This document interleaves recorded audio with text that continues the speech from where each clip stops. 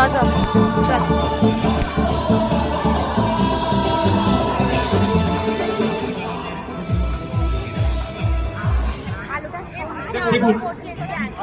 সাদা কাগজ রয়েছে। এই সাদা কাগজটাকে আমরা প্রথমে নাম্বার 1, তারপর নাম্বার 2, তারপর নাম্বার 3 আর নাম্বার 4 কতটুকু করলাম? এই 4 টুকরো করে ছুঁড়লাম। 4 টুকরো করার পরে এর উপর দিকে একটু ঠিক এরকম ঘুরিয়ে নিচে দিকে একটু, আর এই ডান দিকে একটু, আর ডান দিকে একটু মুড়ে, আর এই কাগজটাকে আমি যদি একটু লক করে দিই, লক করে দেওয়ার পরে আমি তার মধ্যে ফেভারিট মন্ত্রটাও বলি যে হোকাস ফোকাস আবরাকাডাবরা হিস ফিস গিলি গিলি কে। তাহলে কি হয় জানেন?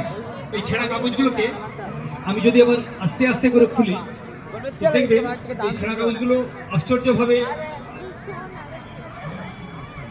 ঠিক আগের মতো চলে গেছে।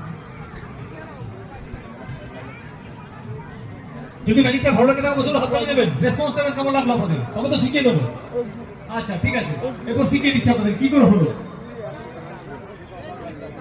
এই ম্যাজিকটা দেখানোর জন্য দরকার একটা সাদা কাগজ। কি দরকার? একটা সাদা কাগজ, মনোযোগ সহকারে দেখবেন কিন্তু। এই ম্যাজিকটা দেখানোর জন্য দরকার একটা সাদা কাগজ। ঠিক এরকম একটা সাদা কাগজ, এই সাদা কাগজটা প্রথমে লম্বা করে কেটে নেবেন। ঠিক এরকম লম্বা করে কেটে নেবেন। তারপর কাগজটাকে ডান দিক বাঁ দিক, ডান দিক বাঁ দিক উল্টে পাল্টে ভাঁজ করবেন।